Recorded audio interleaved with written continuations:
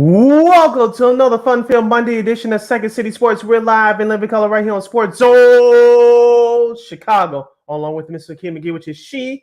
I am Cindy Brown, and that's me. You can follow yours truly on the Twitter and the IG at SidKid80. Once again, it's SidKid80. That's SIDKID80. That's SIDKID80. You can follow me at Keenan McGee on the Twitter and at Keenan McGee on the IG. Make sure you download that Sports Zone Chicago app wherever you get your apps. You want to know why? Because we said so, that's why. And also, too, you can catch up on other live shows we have airing throughout the week, so you happen to miss them. You can go back and watch them and listen to them at your own leisure. Make sure you download that Sports Zone Chicago app today. Speaking of Sports Zone Chicago, please find us on all social media platforms on Facebook, Twitter, Instagram, and YouTube. Once again, please find and follow Sports Zone Chicago on all social media platforms. That's Facebook, Twitter, Instagram, and YouTube. And also, too, while you're at it, please subscribe to our podcast. We're available at War Media Podcast. That's WARR Media, PODCASTS Podcast. We're available on all podcast platforms, including the iHeartRadio app. And while you're at it, please give War Media a follow on Facebook, Twitter, Instagram, and YouTube. Once again, at WARR Media on Facebook, Twitter, Instagram, and YouTube. And thank you very much in advance for your support. Like, share, subscribe, and tell your friends. We are unapologetically fun, and we have very definite opinions. If you have any definite opinions during our 2-hour extravaganza we call a Sports Talk Radio Show, you can always hit us up in the comment section at Sports Zone Chicago's Facebook page or at Sports Zone Chicago on YouTube. Type in questions or comments in the comments section. Lakina will get them up on the screen for you. But decide to troll and or do something stupid or act like the Phoenix Suns owner last night, I've given Lakina full power to give you fools the beer land beer boot. Bye-bye. I know when she says that. But before we begin, we must remind you that you also catch Sports Zone Chicago now available on Roku TV. That's right. So celebrate with the squad and get with the program. Sports Zone Chicago is now on Roku TV. If you already have a Roku television, just tap on that sports folder and download Sports Zone Chicago's app through that avenue. If you don't have a Roku TV, you have some handheld devices laying around, iPhone, iPad, iTouch, your personal PC like Lakina's using right now, on your Chromebook like I'm using right now. Just go to that Google Play Store, download that Roku TV app, and access Sports Zone Chicago through that avenue. So no more excuses. Celebrate with the squad and get with the program. Sports Zone Chicago is now available on Roku TV. 24 hours a day, 365 days a year, and 7 days a week. Live and on demand. Anytime, anywhere you want. And you know we will provide. Oh, brother. All right, Lakina, let's kick off this Monday edition of Second City Sports by discussing baseball. We'll start out with our two local teams first, and we'll start off with the Chicago White Sox. They win their second consecutive series, Lakina. I'm not saying a miracle is coming, but we got to take baby steps. Baby steps. Baby steps. They defeated the Cincinnati Reds yesterday in the series finale in the Queen City 17-4, thanks to an 11-run second inning, 2 home runs provided by the Sox players Andrews, Hansa Alberto, and Gavin Sheets. Yep. Lakina, after the last 2 games that I watched of this series, what I saw on Saturday night, they tried to do it again like they did on Friday night to come from behind to win. It didn't happen on Saturday. They went into their bad habits, leaving men on base, not taking advantage of breaks. But yesterday, we saw the old Southside Hitmen do what they did 2 years ago when they won the AL Central. And as get runners on, hit home runs, and get men across home plate, it was a beautiful sight to see. Even though Michael Kopech decided not to show up in the next couple of innings, giving those solo home runs, it was nice. It was great to see that White Sox offense finally busted out. Hopefully they can continue this this week as they go to Kansas City to play the Royals for 4. Bravo, you scored 17 runs. Yay, good for you. And we know how this team is. They score 10, 12 runs one night and spend like the next 4 games, score like 5 runs. So I'm like our girl Dion Miller from ABC7 Chicago, and of course ESPN Chicago. Let's be a friend of the show. Yeah, and for the show, of course. I'm kind of at that point where we're like, okay, yeah, you look. I think every team does at least once in the season, so I think the White Sox might have used up their chance there. But like, okay, great. Okay, that's nice. I mean, look, you're a little bit better than Cincinnati. Whoop-de-doo. I mean, I'm not that there yet. I mean, I know that they looked good, on Sunday, but they didn't look great on Saturday. And I'm kind of at that point. But wake me when they win 10 in a row. Wake me when they actually get back on track. There's still 7 games back in the AL Central. That's probably the old. There's only gonna be one team coming out of there. So whatever it is, they better get into it because you won two series in a row. Okay, yeah, good for you. But let's see if they uh, can keep back into that. Now, look, Kopech, it wasn't his best outing, but look, luckily for him, the offense, that was always a problem with them. We have a good showing, and then the offense wouldn't show up. So in this case, the offense kind of were ahead of it, and that's fine. But look, I mean, okay, Alberto had 4 hits, a career high 4 RBIs. Okay, yeah, you scored 11 in the second inning. Okay, that's nice. I just need more consistency from them, and that's been the problem with this White Sox squad. I mean, I just like I said, I'm not there yet. I'm not a believer yet. So I would say, look, wait me when they win 10 in a row, and then I'll probably get excited. I'm cautiously optimistic. Like you said, Lakina, let's see if they can continue this against a lesser opponent in Kansas City. In recent history, even during the division winning year 2 years ago, the White Sox always struggle in Kansas City. I know Dylan Cease will be on the bump tonight. Let's see if you can get some run support for him finally. I was saying to myself yesterday, say at least have those runs for Dylan Cease tonight. We'll see what happens with that. But a couple encouraging signs that I took from that series that wrapped up yesterday. Andrew Vaughn is finally back on track. I know he's been struggling over the last week and a half. He had a couple big hits yesterday. Eloy Jimenez was starting to hit, but of course now he's injured. He had a surgery on his adaptomy. He's going to be out 4 to 6 weeks. But Lou Bob, a.k.a. La Pantera, a.k.a. Luis Robert Jr., he's starting to hit the ball very well right now. So remember about a week or so ago, Lakina, we talked about his lack of hustle against the Tampa Bay Rays, and he got benched for it, and rightfully so. He's responded ever since that benching. So let's hope he can keep up his hot swing of the bat as well. I know he had a big home run on Friday in the series opener against the Reds. But I'm encouraged about Luis Robert Jr. and Andrew Vaughn's bats. They're swinging hot sticks. They're swinging hot sticks right now. Consistency. That's all I asked for this White Sox squad. And I'm not there yet. So like I said, you're going to Kansas City, which has been, unfortunately, recent years a house of horrors for them. So we'll see what happens in these next 4 games. Like I said, win 10 in a row, and then I'll look at y'all. But right now, okay, yeah. You'll be like, guys, you go wear something silly on there. Yeah, I mean, look, 17 runs. I mean, I'm like, okay, yay, whoop-de-doo, yay. Look, I mean, that's time for a franchise record, scoring that many runs in the inning. So that's I'm okay, great, yeah, okay, yeah. Everyone does at least once in a long season. Okay, big deal. So again, I'm not there yet. So look, like I said, wait me when they win 10 in a row. Now going to the north side, a little bit more encouraging. The Cubs did win their series. Unfortunately, they lose a tough one in 14.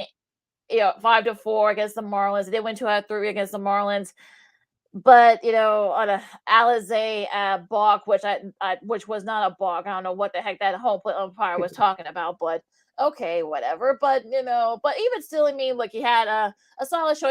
Nick Madrigal had a 2-run single in that Saturday game to help win Saturday night's game, and then you had a couple of great pitching performances. So look, they the Cubs had a chance to sweep the series, but look, I guess you could say baby steps here as well. They're back to they're back at 500 again. But look, if you're the Cubs, you gotta be feeling pretty good right now. It looks like Kyle Henderson is sort of like on that route, his way to coming back. He might be back in a few weeks. I know he has a rehab start. He had a good rehab start over the weekend. So I'm kind of encouraged here that they play the Cardinals, who are suddenly terrible.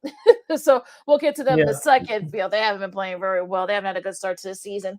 But look, I think if you're a Cubs fan, you gotta be feeling pretty good where you're at right now. What about hashtag Mash Mervis, aka rookie Matt Mervis? He had a couple of RBI in his first hit on Friday. He had an RBI, which helped the Cubs win the first game of this series. I know he had another big RBI over the weekend. He's making a difference so far in that lineup. I'm not saying he's going to win Rookie of the Year. I'm not saying he's going to go for NL MVP. It's way too soon for that. So I'm be reasonable here. He's made a difference in that lineup right now. I know this it says a couple of things about that move. Like we didn't get into it on Friday. I'll mention this now. One, it says Nick Madrigal, who was not sent down. You notice he stepped up his game these last couple of days, especially at the plate. Number 2, Eric Hosmer. You're a nice guy and all, but this says bye-bye to you, which we knew that this was coming whenever Matt Murray was going to get called up. So those are 2 things I took out of that Matt Murray's being called up the other day. Now, back on the field, Steve Wisniewski, he pitched a great game yesterday, and including his start yesterday. He's pitched his last 3 starts with 5+ innings, giving up one earned run in each of his last 3 starts. And Lakina, we talked about this throughout this young season. This Cubs team goes the way that starting pitching goes, and then gets some timely hits. And we saw that in this series against the Miami Marlins. Now, could they have won yesterday's game? They should have, especially with Wisniewski's outing. But the Marlins took advantage of some bad Cubs breaks, and sometimes that happens. But this Cubs team, they can just keep winning series. They will be there. And don't forget about Marcus Stroman, too. I know he's not a strikeout pitcher, but he's aggressive around the plate. He gets a lot of ground ball outs, and he puts his pitches in places that hitters can't hit around the strike zone. And like you mentioned, Cal Hendricks is starting to come back. And don't forget Justice Steele, Lakina. We talked about him during spring training. He had a great outing on Friday. Their starting left-hander. He's really proven to be one of the best young pitchers in baseball right now. He's 5-0. He has the best starter ERA in the National League. This Cubs team is trying to make some moves, and if you're a Cubs fan, despite what happened yesterday, you got to be encouraged, obviously. Yeah, they're right at 500, and they're right there in division. Well, we'll get to the rest of their division. Their division in a second, because they're right there. So yeah, I mean, look, Wisniewski. I mean, that was probably one of his best performances of the season. And look, I know it's hard for the Cubs to pitch against Sandy Alcantara, who's the reigning Cy Young winner in the National League. But look, they held their own, and look, they left guys on base. I think they had a couple of chances. A guy on third with 1 out or no outs. They weren't able to get that game winner. So they did leave some runs on the board, and they left a win on the board. So it sucks, but look, that happens. But I think if you're a Cubs fan, you gotta be feeling pretty good where you are right now. I think Mertz has been definitely a big sort of a big boost for them. And look, sorry Eric Hosmer, but I think our buddy Mark Silver from ESPN 1000 sort of kind of like said, you're a nice guy and all, but you gotta say bye to you. So it'll be interesting to see what happens with him as it gets closer and closer. We'll see if they call Christopher Morel too, because he's been hitting the ball pretty well to a AAA as well. So I'm kind of optimistic where the Cubs are right now. They have like I said, they have 3 against the Cardinals starting tonight. They go after that, weekend they play Minnesota, so that should help them a little bit. Gets a little bit tougher after that. So again, try to get these wins as much as you can, and try to stack up these wins, because it does get tougher as we get close, get it further and further into the month. So we'll see what happens. But I think you got to be feeling pretty encouraged if you're a Cubs fan right now. Yeah. So the only other thing that would be concerning if I was a Cubs fan is their bullpen. We know that Michael Fulmer's not their closer. Is Boxberger their closer for right now, until assuming that they're in contention there, that GM Carter Hawkins and Jed Hoyer, they make a move around the trade deadline to get a closer, get a solid bullpen arm in there, because that's the only thing that's really holding this team back right now is a solid bullpen arm. I know I'm not going to say they're doing it in a MASH unit, but they're trying out some guys to see who can stick right now. They've done a decent job overall, but they really got to get that closer role down solid and do it ASAP. Yeah, hopefully Jed Hoyer and Connor Hawkins can kind of be find somebody maybe in the trade deadline, get that middle reliever, get that proven closer to sort of like. And that's really, if you can say that's the one thing the Cubs have had problems with, is because of that middle relief. So we'll see what happens. But I guess look, if you gotta be feeling pretty good if you're the Cubs right now. So we'll see what happens with that. So we're gonna take a really quick break. We're gonna talk about the rest of the MLB. Some interesting things happened over the weekend in the loss of one of the all-time greats. And if we got time, we'll talk some NBA playoffs, as some really interesting things happened over the weekend. And a little bit of a testy, got a little testy in Phoenix last night. Well, we'll tell you. You don't say. Just a little bit. We'll tell you about that. A great performance from one team, and a really bittersweet moment in one game as well. So Lakina McGee, Cindy Brown, Second City Sports on Sports Chicago. More baseball and NBA playoff talk coming up right after this. This year, my mom got me the perfect bag for back to school. These colorful binders help me stay organized. These headphones are just what I need for studying.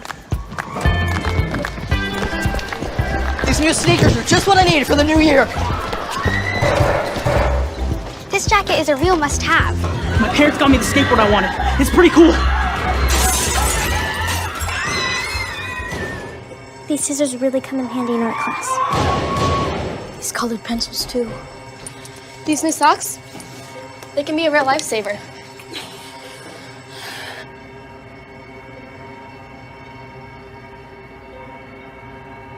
I finally got my own phone to stay in touch with my mom.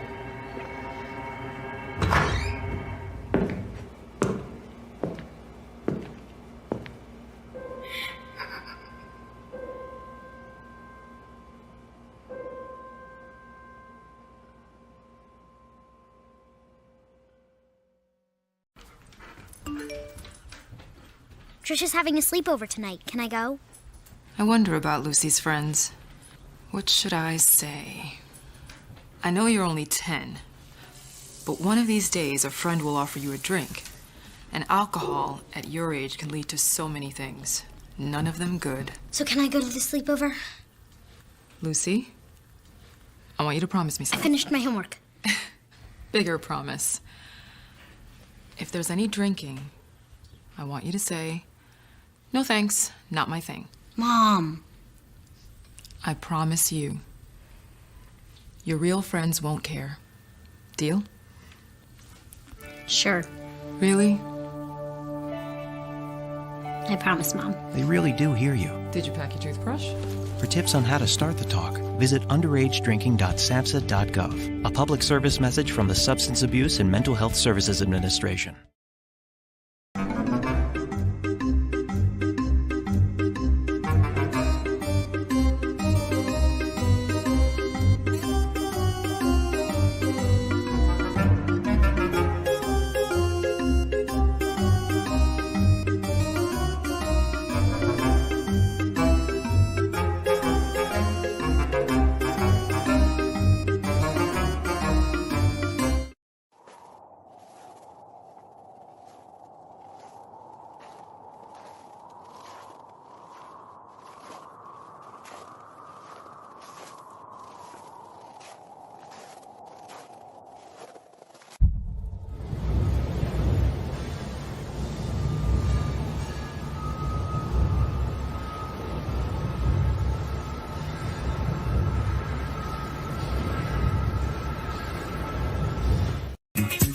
Hey, this is Dr. J, and I listen to Sean and Maya in the morning.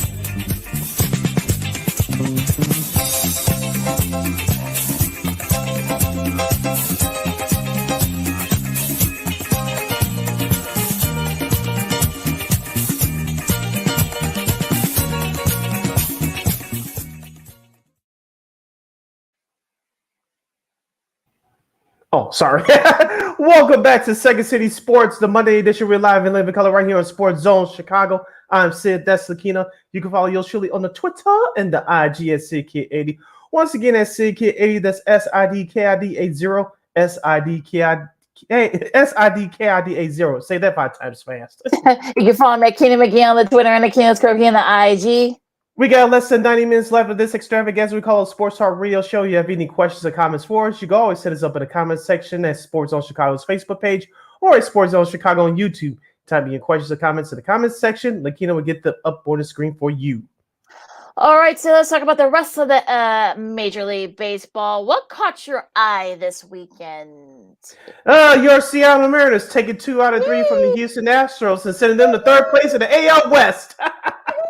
Yeah, Bryce Miller had a great showing on Saturday, and it's definitely. I think this was a series that they really needed, especially since I know Houston's had their various issues with injuries and such. But I think taking 2 out of 3, I think this is hopefully this is just a start of something.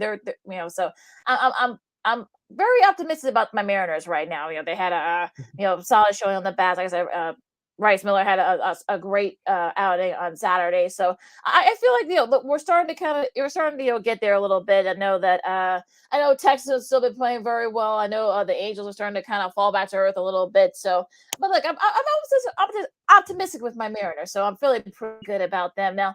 Oakland, unfortunately, chill. Jesus. They got other issues going on. I'm sure we'll get to that in a sec. Well, yeah, we'll get to Oakland's issues in a second. But on a somewhat sad news, of course, Vida Blue, a 3-time World Series champion with the A's, won the Cy Young and MVP too during one of those spans. In that span, when Oakland won 3 in a row during the 70s, passed away early yesterday morning. I saw all the pictures. I know Dave Stewart was, Vida was one of his mentors growing up, of course, also to a great starting pitcher for the A's as well, among other teams. And just a really, one of the all-time best pitchers. And I'm glad he's finally getting his due, it feels like. So, I mean, I know that it's been a rough weekend for the Oakland organization for various reasons. We'll get to the other reason in a second, but but this is sort of, on a serious note, this is really really sweet. And I'm sure once they get back to Oakland, they will honor him. I know his family will be there and such. So, but it's sort of definitely a tough weekend for Oakland. Yeah, we talk about Black American pitchers. We don't see that many anymore, but we saw a few more of them with us growing up, looking even through our parents' generation. You talk about Satchel Paige from the old Negro leagues, and of course Bob Gibson, of course, Dave Stewart, as you mentioned, Dwight Gooden, Dwight Gooden, and there's a few others said that's not registered. CeCe Sabathia, who should be in the Hall of Fame in a few years. So. You talk about countless others as well, but Vida Blue, like I said, really didn't get his due, and I don't know why. He was never known to be a bad guy, anything of that stature. So, and like you say, I'm glad he's finally starting to get his due, but unfortunately, it had to take death for him to do that. I don't know if it was on MLB.TV or on YouTube, but I was watching a segment. You remember we honored this show a few months ago, This Week in Baseball. Yes. And after he retired, I don't know if you saw this, but if you haven't, people go look it up on YouTube. He got married because he played for both San Francisco and the Oakland A's, and he played for Kansas City as well. He got married at the old San Francisco Giants Stadium, Candlestick Park. If you're a Chicago fan, especially if you're a Bears fan, there's a House of Horrors outside of 1985.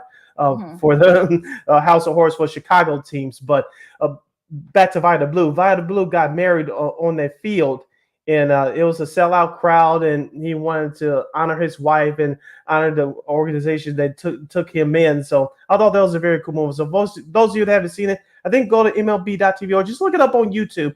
Vida Blue gets married at Candlestick Park. I believe it was in 1988 or 89. So I thought that was a cool moment. Of course, he retired after that. So this is after he retired. So, but like you said, he really didn't get his just due. I don't know why, but unfortunately, he had to take death. But I'm glad he's getting his flowers now. Yeah, I know he dealt with some demons. Of course, he was very honest with that. I know he dealt with cocaine and all of that. And I know he was suspended for the entire '84 season because of that. I know, but he was clean and sober for years. I know that he spent a lot of time with that organization still.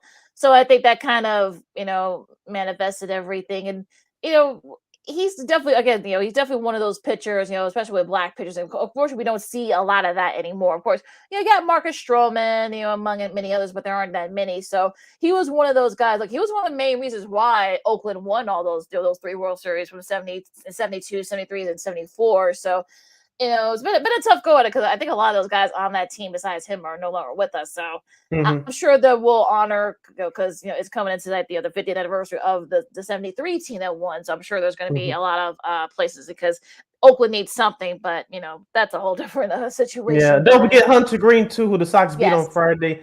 He's another Black American pitcher for Cincinnati. I know he doesn't get as much fun because Cincinnati stinks, but he's another great young pitcher on the rise as well. Yeah, absolutely. So play for UCLA too. Play for Coach Lav at UCLA back in the for St. John's, I should say, back in the early the mid 2010s. So before he went into baseball full time. But yeah, so rest in peace to Vida Blue, and thoughts and prayers goes to him and his family in the Oakland organization. Now on the flip side of that, Glenn Kuiper, who is Kuiper, that's how you say his name. Kuiper, A's broadcaster during that series against Kansas City, he and Dallas Braden, of course, they do television for that. They visited the Negro League Museum. Unfortunately, when he said it didn't come out. It was not. He didn't say Negro. I'm not gonna say the word, but you know which one I'm talking about. Y'all know. Y'all are pretty smart. He's been suspended. I'm gonna go out on a limb and say that that's not the first time he's used that word.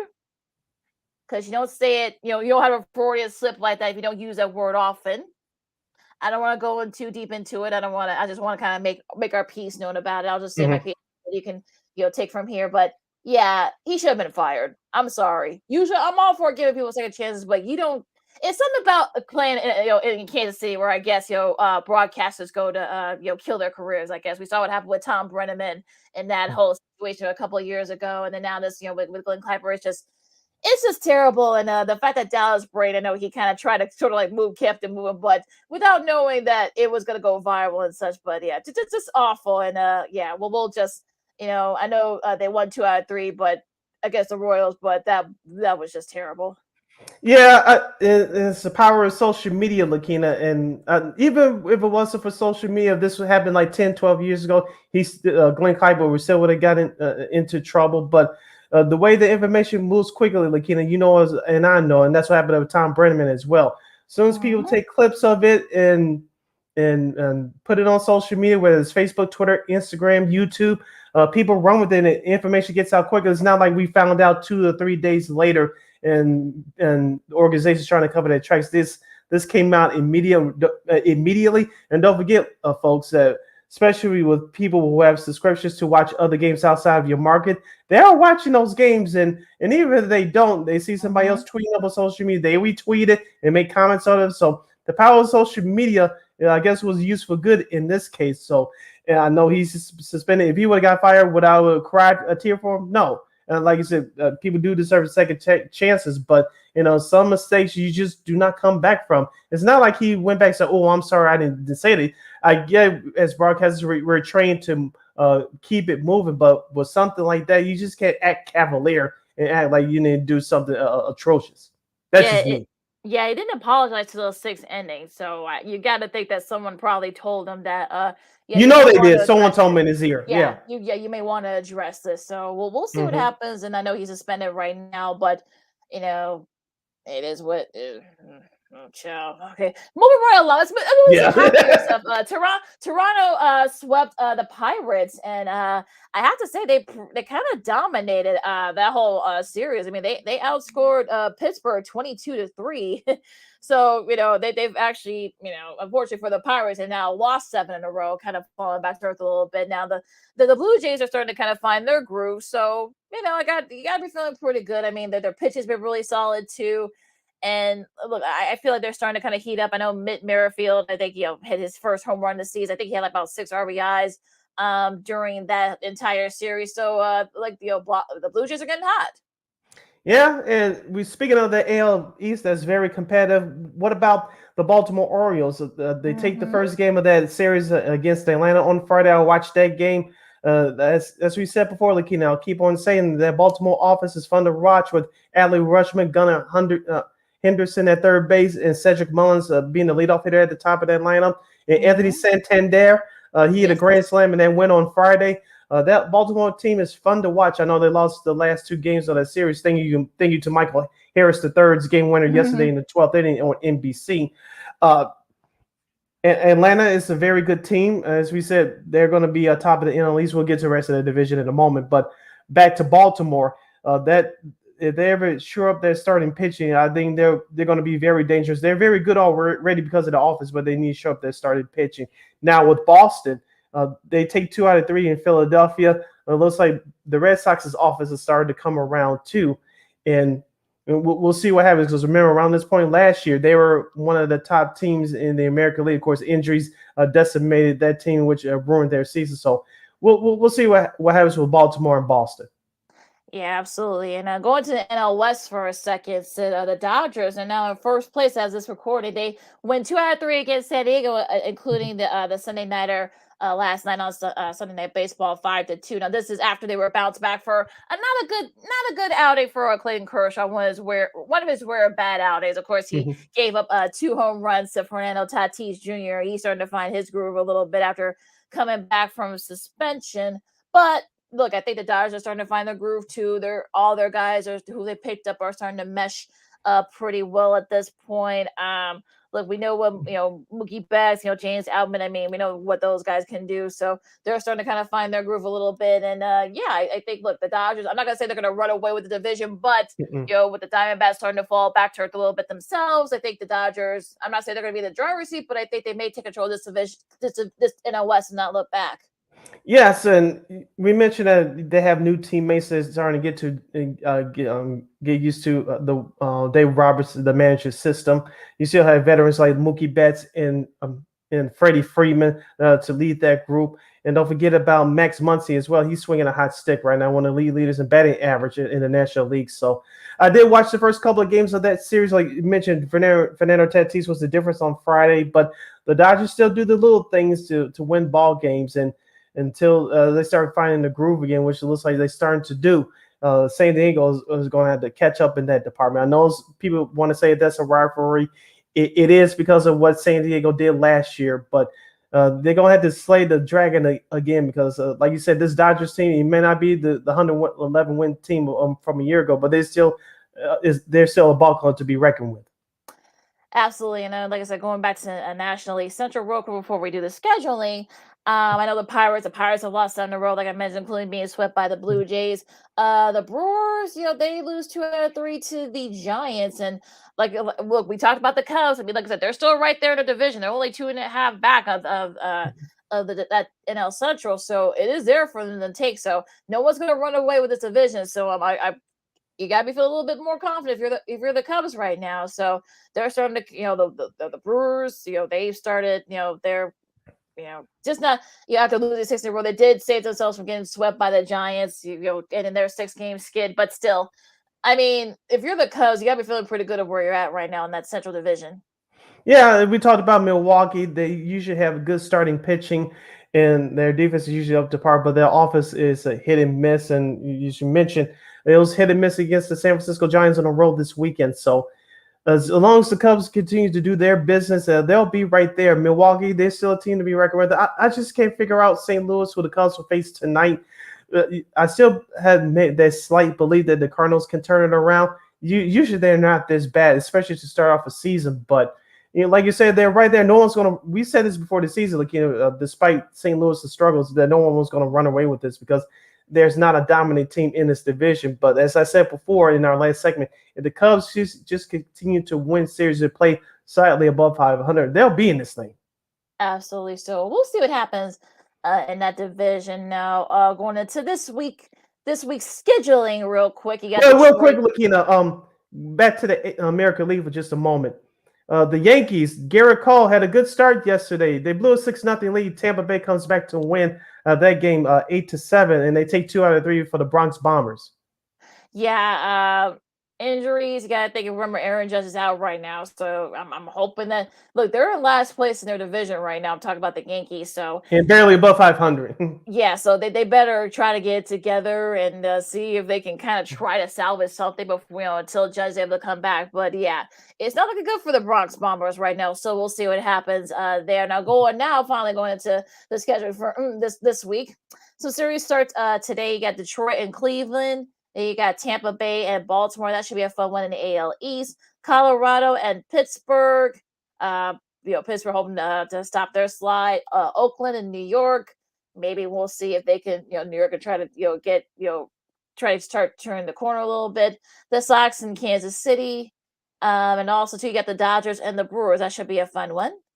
Yeah, the rest of the series that are starting tonight, of course, the Cardinals and the Cubs at 6:40. Those of you nationally can watch that game tonight, Monday on MLB Network. Other series starting tonight, Houston at Los Angeles to take on the Dodgers. The Miami Marlins will visit Arizona to take on the Diamondbacks. Lakina Seattle Mariners will host the Texas Rangers in the first place showdown in the American League West. Who'd have thunk that? The Rangers are 20-13. The Mariners are 17-17.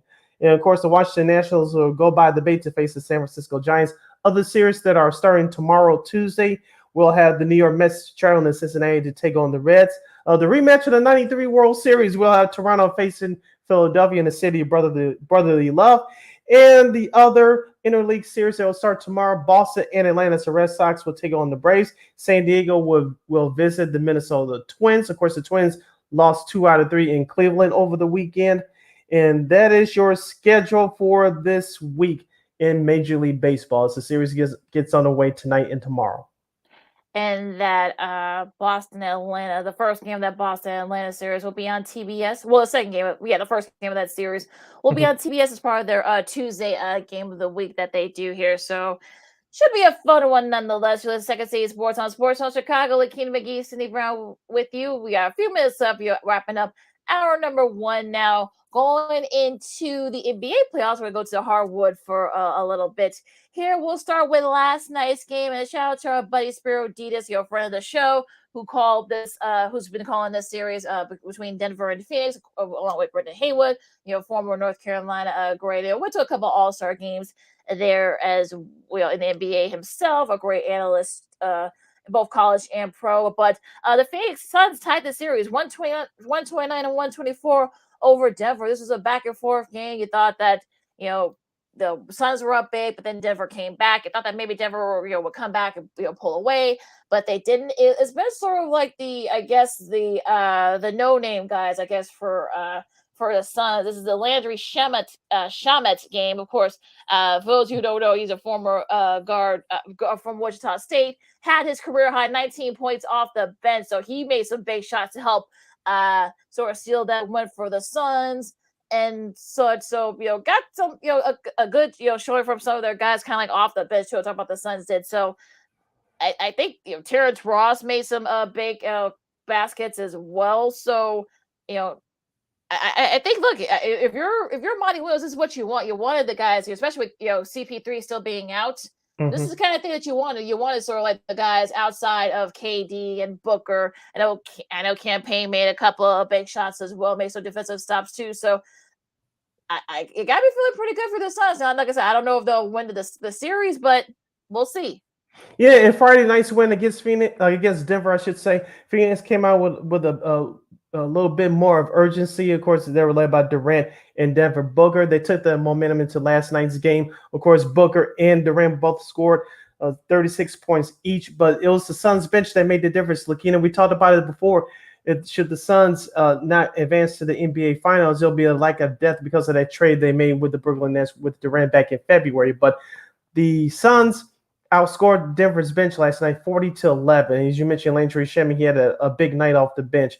And I don't think they're going to score 40 points again off the bench, talking about Phoenix. But if they can get between 15 and 20 points from their bench, they're going to be in really great shape for this series. Now, on the flip side, Denver's Nikola Jokic had a game high 53 points. So that's a franchise high for Denver for one player for the most points in one playoff game.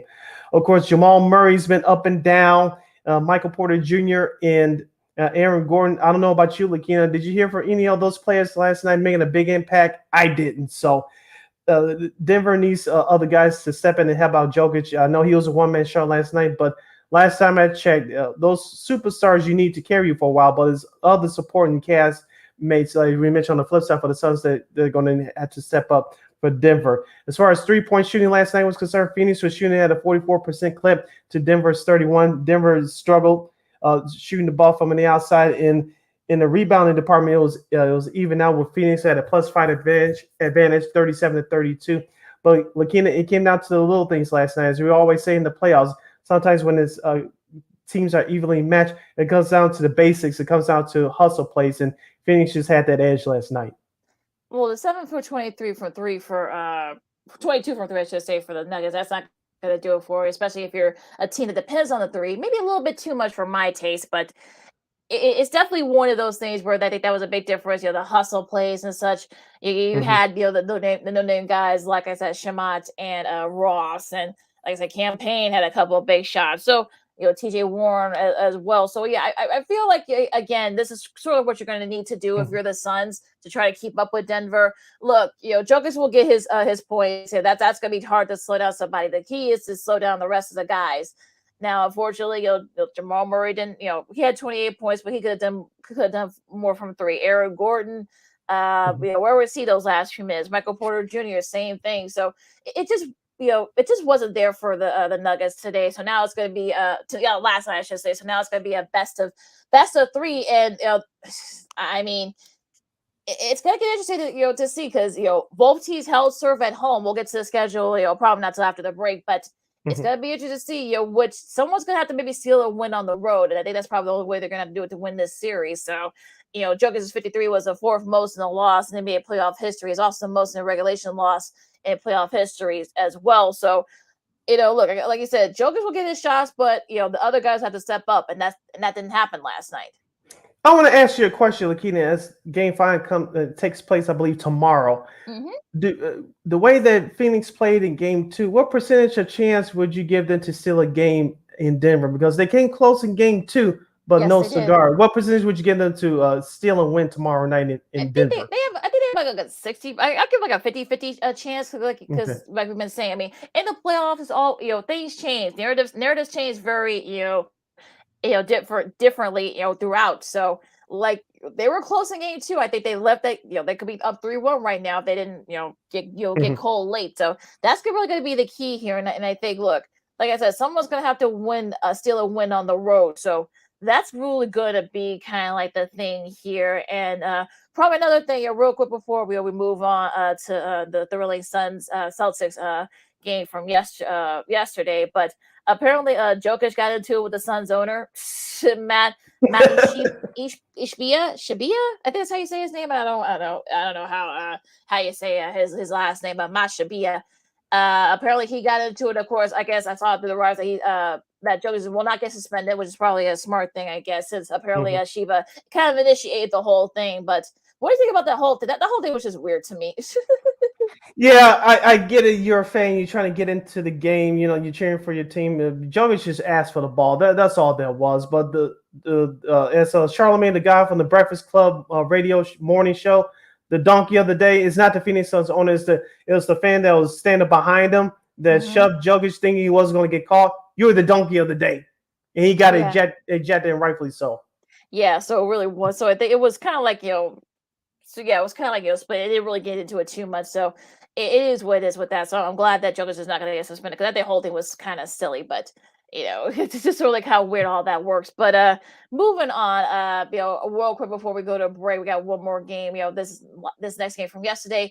The Sixers edged out Boston 116-115 in overtime. A couple of big shots from James Harden. We'll get to the bigger picture on that in just a second, but he had 42 points, which is I think it's a career playoff high for him, or it's up there. I don't know if that's a career high, but Embiid had 34 points, and also Marcus Smart hit the three, but he was about like maybe a tenth or maybe 2/10 a little bit late to shoot it off. I'm sure it would have counted had he had gotten that off maybe like a tenth a tenth or two or sooner. But now with that said, they're tied at 2, and look, the Sixers were up big. Unfortunately, the Celtics came roaring back.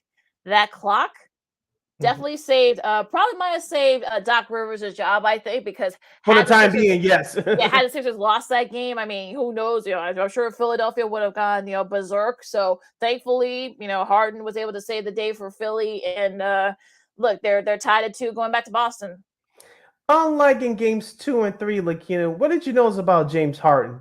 Because I noticed something very quickly that he didn't do in the last 2 games. I want to ask you before I give my answer. Shot the ball? Well, not only that, he drove the ball to the basket. I know he's a different player now since he's getting older. I know he's lost half a step, but you notice, especially during that first half, he was being aggressive, driving the ball to the basket. He was being a playmaker, looking for his teammates, and which also helps Joel Embiid as well. I know both those guys scored over double digits in terms of points in the first half. I think James Harden had 21, Joel Embiid had 19 in the first half. But James Harden was being aggressive. Outside of game 1, we haven't seen that in the series from him until yesterday. So if James Harden gets the green light to get aggressive, this Philadelphia 76ers team is real dangerous. Now, they got away with murder yesterday, only scoring 11 points total off their bench. But if James Harden goes being as far as being aggressive, taking this game to the basket instead of just settling for that jump shot all the time, Philadelphia is a much better team. That's one thing I noticed from Philadelphia's side yesterday. On the flip side for Boston, they went through droughts from not shooting the ball very well. But one thing they do operate very well, and we saw this last year on their march to the finals. They turn up their defense, especially in the late stages of the game. You saw that yesterday with them forcing overtime. Yeah, and those that was the second. Both the Sixers wins have came from Harden's go-ahead threes. Of course, he joins Rashard Lewis and Robert Horry as the third player in the last 25 seasons with to do that in the last 20 seconds of their final possession. Also, to John Howe, of course, this video has gone viral. He was one of the victims of the Michigan State mass shooting that happened a couple of months ago. He's now paralyzed, but he is alive. He's a big Harden fan. Harden said that he wanted, him to come. I'm talking about John to come on. Invited him to one of the playoff games. He was there yesterday. He signed his game worn sneakers to give to John, and it was a really sweet moment. And I think he gave him a jersey too. I think his jersey too. So, and a couple other goodies as well. So that was a really nice moment for him, and of course in still a very dark time for him. Talking because he lost a couple of friends were injured during that whole thing, but. That was a sweet moment for John and for Harden to share. That was really a really sweet moment. Now, as far as the game itself, I mean, look, the Sixers got away with that. Only having 11 points scored off the bench, but they really need to get their bench guys. We'll get to that in a little bit after the break, but because we got to take a quick break, of course, we'll talk about the other two NBA playoff series going on right now. Of course, we'll talk some NHL playoffs as well. Might be seeing some upsets here. Ooh, we'll see, but a lot to do still coming up next. Lakita McGee, City Brown, and our girl Christine Manika for KXRB having a rare Monday appearance. So a rare Monday appearance, yes. Very rare, yes. So we're gonna have her on to get her thoughts on some of this stuff as well. So Lakita McGee, Sydney Brown, Second City Sports on Sports Social Chicago. More fun coming up in hour 2 right after this. No, I don't know though. I'm scared. Do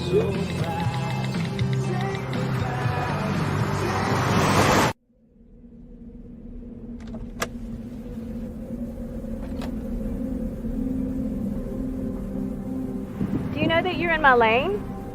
No, not at all. Are you not paying attention? Are you texting? I was just checking in with my mom. I was telling her that I thought we'd be home by 6. It's okay. There's enough time.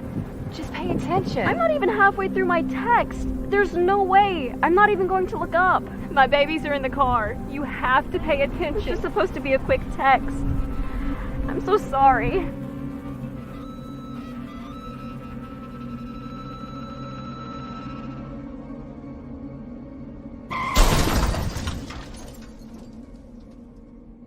Hi, I'm Tom Brady, the director of DODEA. September is National Suicide Prevention and Awareness Month.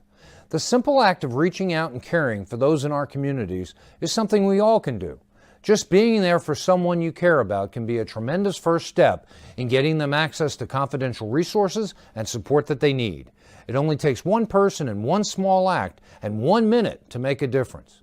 Let's make a difference.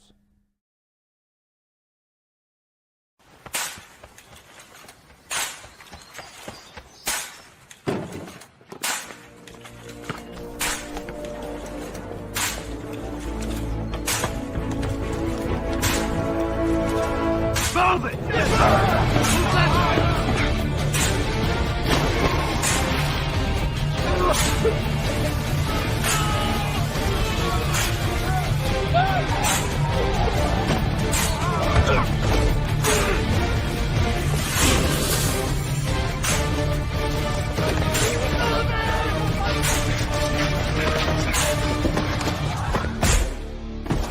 Many will hear the calling. Few will earn the title. United States Marine. The few, the proud, the Marines.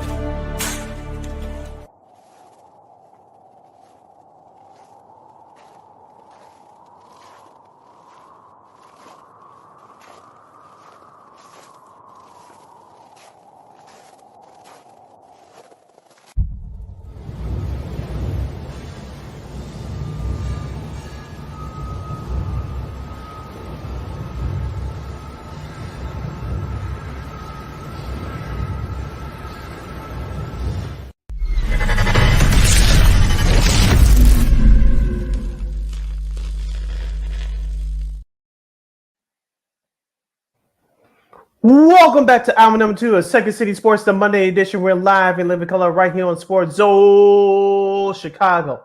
I'm Sid, that's Lakina. You can follow yours truly on the Twitter and the IG at SidKid80. Once again, that's SidKid80, that's SIDKID80. That's SIDKID80. You can follow me at Keenan McGee on the Twitter and at Keenan McGee on the IG.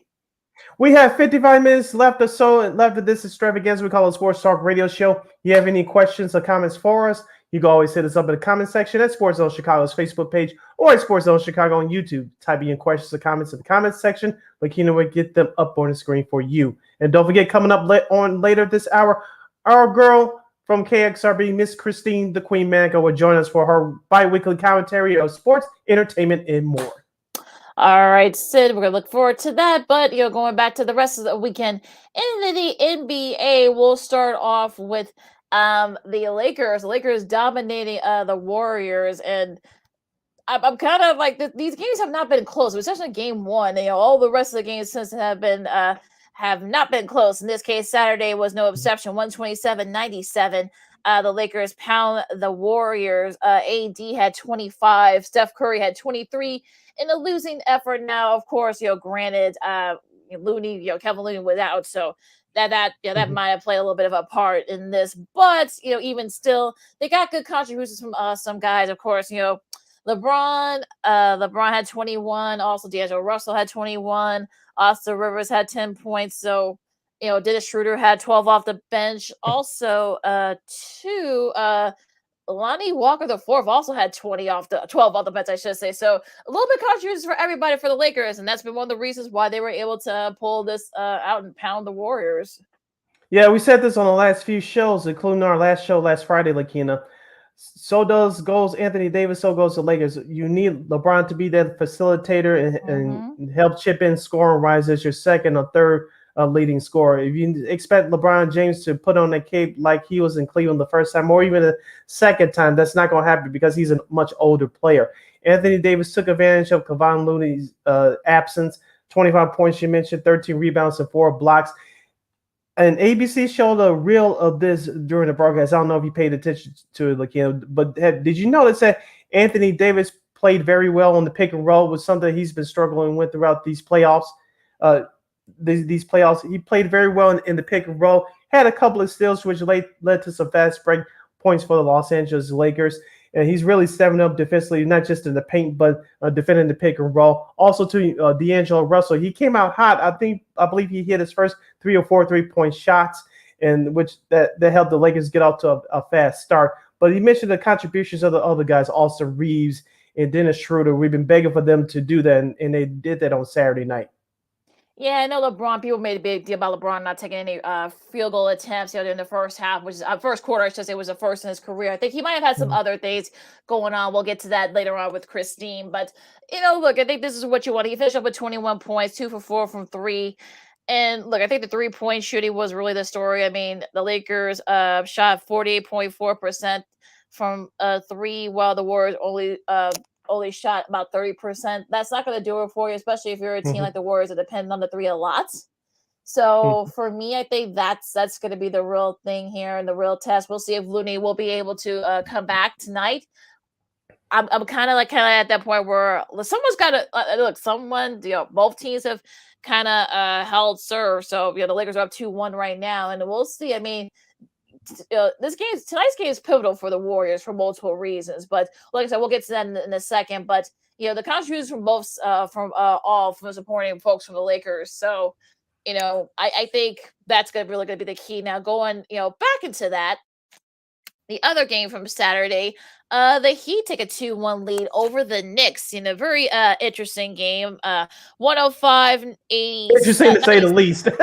Well, that was kind of like the whole thing here. 19 points. The Heat beat the Knicks by 105-86. You saw a little bit of what the old Knicks Heat playoff series from back in the day. Of course, all that was missing was Tibbs grabbing Bam's leg. That would have been hilarious. But it is what it is with that. Jesus. Jimmy Butler had another 28 points. Still, doing it with despite a bad angle. Max Strus had 19 points. In relief for for Tyler Hero. Bam had 17 and 12 boards. So on the flip side for New York, I mean, Julius Randle, where are you, buddy? 10 points. I know that ankle might still be bothering you. Now, Jalen Brunson, to his credit, with a bum ankle, 20 points, but was also 0 for 5 from 3. So you got to think that played a part in it as well. So look, this series could still go either way, but I think for people who thought that maybe they were gonna, that they were, gonna that this was the Knicks gonna be an easy series for the Knicks, the Heat are saying not so fast.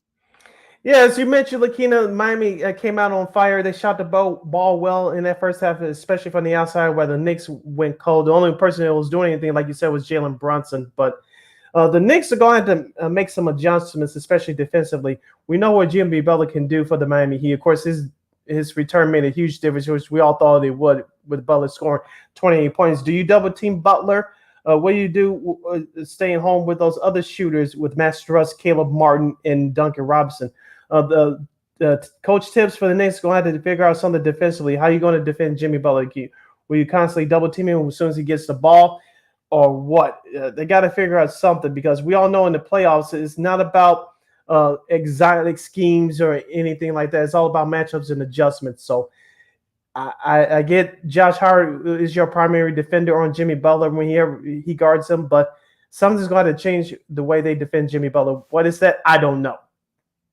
Yeah, it's going to be really going to be. And look, that's something that they're going to have to figure out. I'm talking about the Knicks, because if look, the Heat somehow win tonight and they go up 3-1, that's going to be a big hole for the Knicks to climb out of, especially when you got Brunson that ankle still bother him. You got Randall struggling, so I don't know. I mean, again, we'll see what happens. But I know quickly. I think he's been having trouble with his ankles as well. So where have I seen this movie before, folks? With Coach Tibbs, That's a whole nother show in itself. That's a whole different episode. Whole episode right there. But yeah, I mean, look, I said, we'll see what happens. Like I said, some big, pivotal game tonight as well for the Knicks. So this is definitely a must-win for them. No doubt about it. Now going into this weekend in the NBA playoffs, of course, tonight, as I mentioned, of course, you got game 4s of both the Knicks and the Heat, as well as the Warriors and the Lakers. Do you see anybody tying their series tonight? If I would give a percentage of a chance for some team to tie a series, that's the Golden State Warriors. They've been through this situation before. You're staring down potential 3-1 hole. Yes, the Lakers outplayed you in their 2 wins, but you're still the Golden State Warriors. If Kevon Looney somehow finds some miracle to play tonight, that gives you a better chance of winning the ball game. But Draymond Green, outside of game 2, has made no impact in this series so far defensively. So I'm looking for him to step up tonight, especially against guarding Anthony Davis, because my opinion is this: should the Lakers win tonight, I think this series is over, whether the Lakers win game 5 or not on Wednesday. But the Lakers win tonight, I think this series is over. We'll see. I mean, we'll see. Looney, there hasn't been any updates on him, so we'll see. But like I said, Draymond does he a step up. I think his son will probably say the same thing, because if he saw that presser from after. I just want a close game. I mean, that game was not, the last 2 have not been close. I mean, the first game was actually pretty close, but the last 2 have been just awful on either side. So just want a close game tonight. Same thing with Miami. I mean, we'll hope that Jimmy Butler, you can tell that ankle's still bothering me. We'll be interested to see how he can keep up with that sore ankle. We'll see if guys look. Julius Randle needs to step up. It's that simple. So if I would say the Knicks have a shot to even the series, but if Miami, if they can, get guys like Struss and Bam, and maybe Kyle Lowry finds a fountain of youth, Gabe Vincent. I mean, look, there are a lot of guys out there that can kind of have big nights for the Heat. So if you're the Heat, you want to try to get 3-1. That way you can go to MSG and try to clinch it. So we'll see what happens there. Now, tomorrow's matchups, these are all these games are on TNT, by the way. Both tonight's games are on TNT, and tomorrow night's games are on TNT. The Sixers in Detroit in both pivotal game 5s. That's Celtics. The Knicks. Well, the Knicks and the Knicks and the Heat are the first game, in that on that Monday, and of course, the Warriors and the Lakers. Now, the Celtics and the host and the Sixers, a pivotal game 5. That's at 6:30 on TNT, and also the Suns and Denver, another pivotal game 5 on TNT at 9:00. Of course, everybody's Spirit Deeds will have the call on that one. So, who will win these pivotal game 5s? I think the Celtics will win Game 5 because they had a chance to steal one yesterday, and like you said, they just ran out of time. They did everything right. It's just they ran out of time. So I expect the Celtics to win tomorrow night, and I expect the Denver Nuggets to win on home court tomorrow night as well. Jokic, as we mentioned, he scored 53 points last night, but he didn't get much help. And plus, Denver, they play much better on their home court anyway. So as we mentioned, Phoenix, do they have a shot to steal Game 5 tomorrow night? Yes, they do, especially what they did in Game 2. I know they won the last 2 games to tie the series, but Denver is the better team, especially at home. So I expect another close game. I think Denver's going to pull this one out. Just like I said, it'll be interesting to see. But like, I think the Suns will win Game 5. I don't know why, because they were so close in Game 2. So I think there might be a chance there. But again, I think both these games are going to be close. It's really going to be to see who makes those big shots late. So we'll see what happens there. Now, again, TNT will have it again on Wednesday. Of course, a doubleheader. You got the Heat and the Knicks and the Lakers and the Warriors. Well, we won't know who will be having the leads by then, by the time because we're recording this. So we'll see. And of course, on Thursday, you got Boston and Philly, and Denver and Phoenix. We'll see what those 2 teams are. Game 6 for both those series. Yeah, we'll see where both these teams will be by then. So, but these games are going to be on ESPN on Thursday. So, Celtics, Sixers at 6:30, and Nuggets and Suns at 9. So yeah, that's your schedule for this week in the NBA playoffs. All right, you're listening to Second City Sports on Sports Zone Chicago, the Monday edition. We're live and live in color. I'm Sid, that's Lakina. Before we get to our girl, Miss Christine, the Queen Manika at the bottom of the hour, Lakina, let's get into some Stanley Cup playoffs in the NHL. Let's do that hockey, and we'll start backwards as we usually do. In the Western Conference second round playoff matchup, the Seattle Kraken take a 2-1 series lead over the Dallas Stars.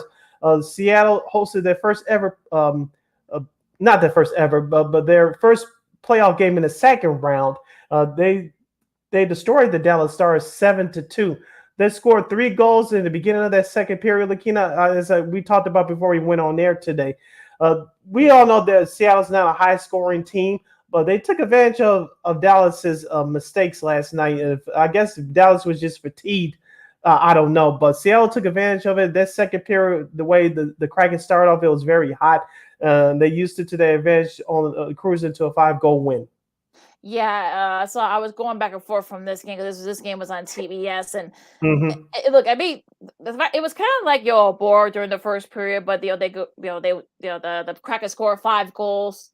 In that second period, it kind of put the game, put the match away there, I should say. And they got some. Look, they had different guys contribute and scoring goals. They had 7 different goal scorers. So it's like I said, for me, I think this is going to be interesting because look, it's not like Seattle. They're like these guys. They got guys off the street. You got guys that have won Stanley Cups. You've got guys that have played in the playoffs. This is their first career, with the win against Colorado, beating them their first franchise playoff series win. So they have 60 different goal scorers in the playoffs so far. So it's been a contribution from every, just about every player on that roster. So I'm kind of like, we're seeing maybe a good sort of like breakthrough here. And of course, Matty Beniers, who could be the Calder, who was a Calder Trophy finalist for Rookie of the Year. So he's been a big contributor, a lot of contributors as well in these playoffs so far. So look, I mean, they've got guys on that team. So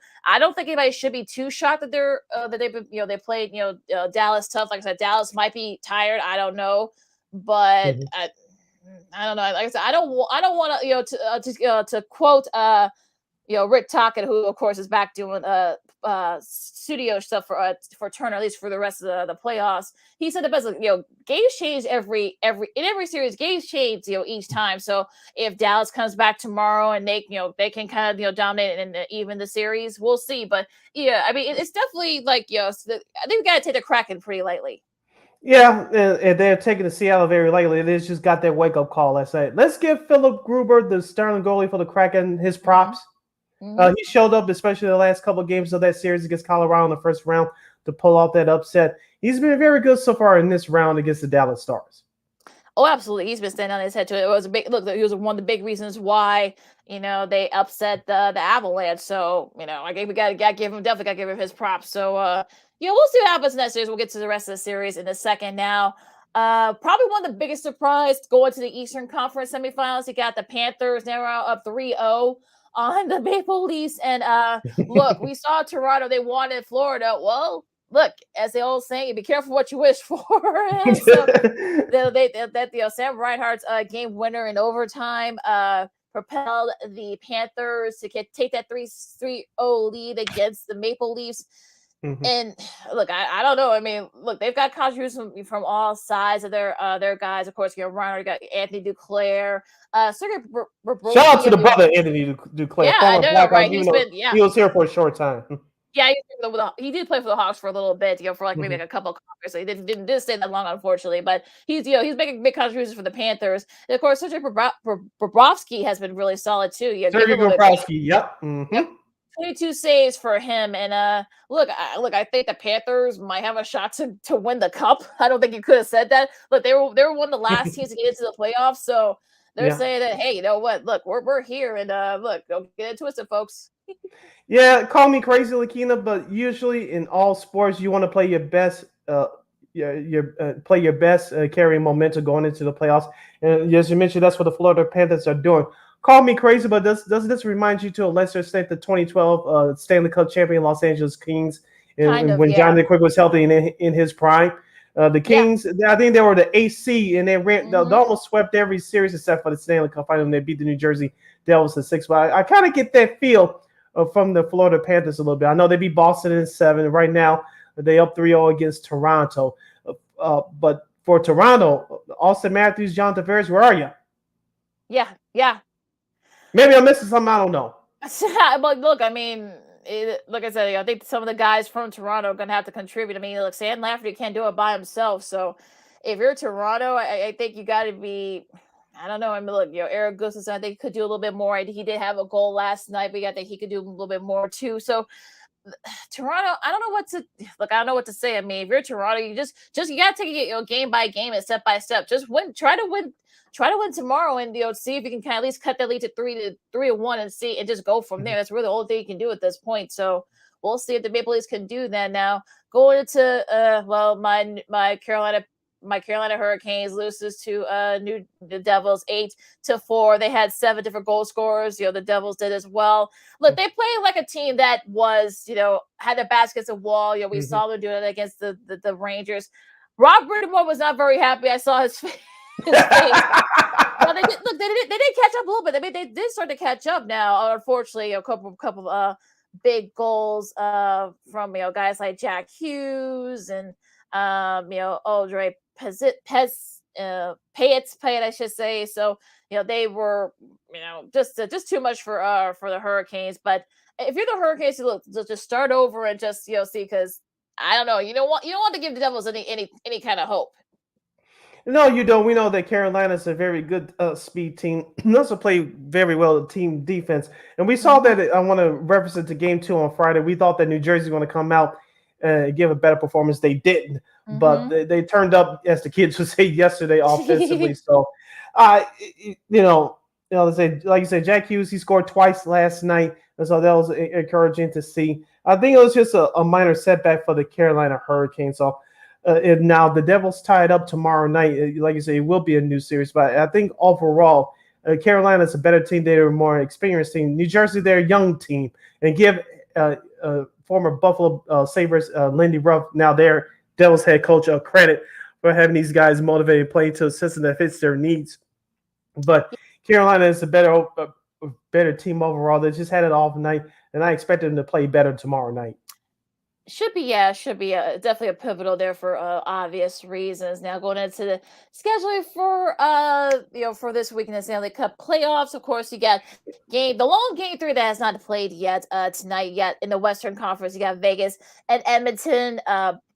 Series is tied at 1. This will be on ESPN at 7:30.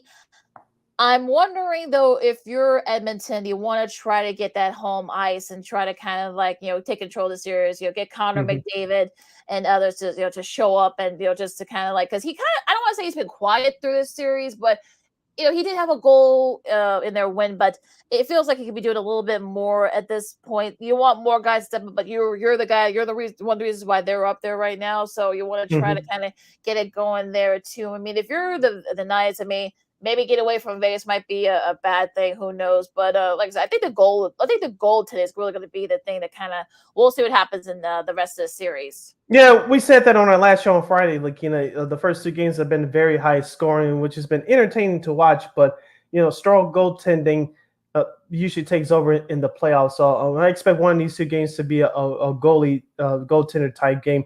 Now Vegas needs that style more than the Edmonton Oilers do, because Edmonton is a fast-paced, high-scoring team. Vegas is not. So what gives here? And Vegas is more apparent for them to get out of Edmonton with the split. And like you said, for Edmonton on the flip side, I know Leo Draisaitl scored 4 goals in Game 2, but you can't depend on him to do that again. So I expect the series to be tied up at 2 games apiece by the time we get back on there on Friday. We'll see what happens there. Now, on tomorrow's matches, of course, these games are also on ESPN, the doubleheader here. You got Carolina and New Jersey. Carolina, you better hope Game 4. Go up. Yeah, what was it, Game 4? No, it's Game 4. Game 4. I thought it said Game 3. Game 4, Carolina and New Jersey at 6 o'clock on ESPN. Dallas and Seattle at 8:30. That's the night game. That's the late night game on ESPN as well. Do you see maybe, do you see the Devils and the Stars tie in their respective series? One word, yes. All right. Wednesday, you got Toronto and Florida. Will the Panthers, are the Panthers going to sweep the Maple Leafs, or will the Maple Leafs at least try to, make it a little bit interesting and win Game 4? I think because of the pressure and the expectations from the whole town Panther fans, I think Toronto will steal this game. And also, too, you got Game 4. We'll see. We won't know where they'll be, but just for real purposes, Vegas and Edmonton, depending on where they are at 9. This will be a 9 o'clock game on ESPN on Wednesday. I think they'll be tied by the time they go back to Vegas. I think these teams are kind of evenly matched for the most part, so I think they'll be tied going back to Vegas. Yeah. And then on Thursday, the schedule looks like this. Game 5 between Devils and the Hurricanes will be on TNT at 6 o'clock. That's Chicago time. Followed by Seattle at Dallas for Game 5. That's at 8:30 on TNT. That's your Thursday schedule for the NHL Stanley Cup playoffs. Yeah, we'll see where all those games are. Will be a clincher for Carolina. Will be a clincher for Seattle. We'll have to wait and see, but be interesting. Should be interesting nonetheless. As this is Second City Sports on Sports So Chicago. Lakina McGee, Sydney Brown with you. Now we got a couple more minutes. You got the NHL draft coming up tonight. The Blackhawks have a solid shot. Get Connor Bedard. They have like about a 9.3% chance or whatever. 19. I don't know how real the number is, but I think I'm seeing the positive vibes tonight. Look, we all know how the ping pong balls can go. So I think they'll be yeah. I mean, we'll see if they're in the top 3. I guess if they're in the top 3, fine. Number 1 would be great. If they can at least get into the top 3, I think I'll be happy. If they don't get the number 1 pick, I guess. Yeah, like you said, it's a deep draft, at least for the top 5-6 players for the NHL. But of course, you like to get number 1. Of course, for those of you listening on our replay on our podcast at Ward Media Podcast, I'm wearing my Blackhawks t-shirt. I don't want to give out my prediction to say I'm hoping for the best as well. I won't be surprised if I end up disappointed tonight. So, but we'll see what happens. I know Anaheim is up there as well. I think they had the 3rd best chance again. And of course, San Jose is up there as well. So, Lakina, if you're the NHL, you want Connor Bedard in a big market. Well, if he goes to Anaheim, that's the LA market, but the Anaheim Ducks are like the White Sox. They get treated like a second-class citizen team. Plus, they're in Orange County outside Los Angeles, so they will not do any justice for the NHL. You want Connor Bedard in a big market, and Chicago has the best chance. Yeah, absolutely. So I know Tom Fortelli, who does a great job, a columnist for CBSSports.com. I think he said it best. I think maybe they should try to rig the lottery to get to the Chicago, especially. So we'll see what happens tonight. I think that'll be before that Vegas Edmonton game. I think so. Right. Yes, tonight at 7 o'clock on ESPN and ESPN Plus. Yeah, it'll be right before that Vegas Edmonton game 3. So we'll see what happens with that. Now, TBS is in a pretty tough spot. Well, Turner is, I should say. It's gonna be on TNT. There's Stanley Cup final. We talked about right before we came on, said that Jeff Akers, who does a great job with entertainment, does the sports media, kind of like the Robert Feeder, I guess. He's kind of taking over that. It's kind of taking over that, but for he the said Chicago Sun-Times. The Sun-Times, we have a tribute, the Sun-Times, and he's been, I guess he's kind of taken over Feeders, like Robert Feeder, who's done it for many years. He's kind of taken over that, but he basically said that TNT, they're in a tough spot because they're not gonna have any big market. Well, unless Toronto somehow comes back, to win their series against the Panthers, it's gonna be a pretty tough matchup, a Stanley Cup matchup to try to sell. So I don't know. I mean, like I said, before we started recording, I guess unless they get Biz and Talk in the steam room together, that might be the only way they'll get people to stay interested. But I don't know. Look, we'll see. But I'm kind of if you're the NHL, you want Edmonton in there because it represents a Canadian team. Of course, Connor McDavid is your MVP this year, one of the top 3 players in the league. On the Eastern side, can you really sell Florida? I know they haven't been in Stanley Cup Finals since '96 with those Rats, and they lost to the Colorado Avalanche. Of course, New Jersey. Of course, they in the tri-state area, but they don't get the same treatment like the Rangers do. And of course, Carolina, I know your Hurricanes, Lakina, but can you really sell that to a casual audience in America? I'm sorry, you can't. Yeah. So I know I'm not saying anything new, but I know some diehard hockey fans don't want to hear it. But you can't. I don't think that you can sell that team to middle America that casually watches hockey. Could be, like I said, it's gonna be tough, but we'll see what the matchups is. If you get Edmonton, that might be the only shot. If you get Edmonton coming out of the West, that might be the only way you'll be able to maybe get Connor McDavid. At least most people know who he is. So if you can get Edmonton and somebody, whether it's Florida or Carolina, or Toronto. Well, Toronto, if you could pray that they come back, but well, we've seen it happen before. I mean, it's not like it hasn't been done, but it's gonna be tough for Toronto. But they're in a tough spot in the NHL. But we'll see. But like I said, more Biz and Talk, and then the steam room. I guess this might be the only way they'll be able to sell it. But but let's take a really quick break. Our girl Christy Manika is on deck. She'll join us right coming up next. I'm sure she'll have her thoughts on the White Sox and other sports happening still. Second C Sports on Chicago. Our girl Christy Manika from KXRB coming up right after this. This year, my mom got me the perfect bag for back to school. These colorful binders help me stay organized. These headphones are just what I need for studying. These new sneakers are just what I needed for the new year. This jacket is a real must-have. My parents got me the skateboard I wanted. It's pretty cool. These scissors really come in handy in art class. These colored pencils, too. These new socks, they can be a real lifesaver.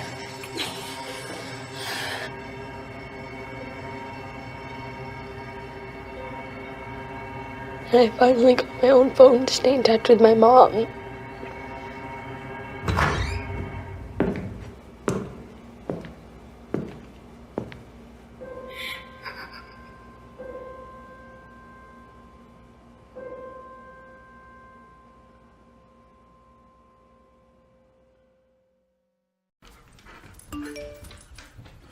Trisha's having a sleepover tonight. Can I go? I wonder about Lucy's friends. What should I say? I know you're only 10, but one of these days a friend will offer you a drink. And alcohol at your age can lead to so many things.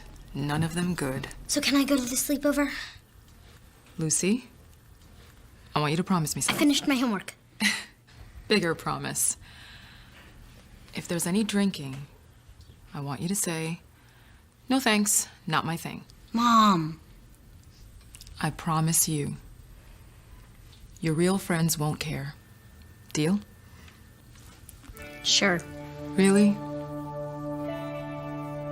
I promise, Mom. They really do hear you. Did you pack your toothbrush? For tips on how to start the talk, visit underagedrinking.samhsa.gov. A public service message from the Substance Abuse and Mental Health Services Administration.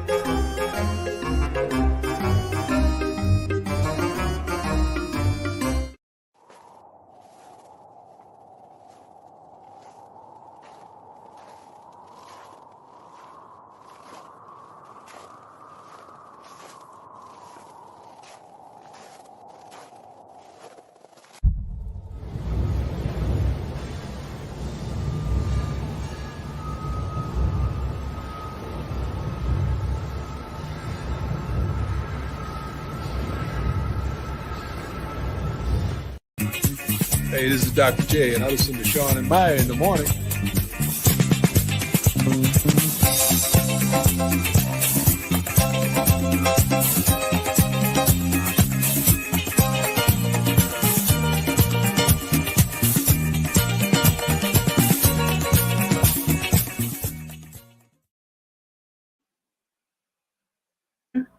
Oh, sorry.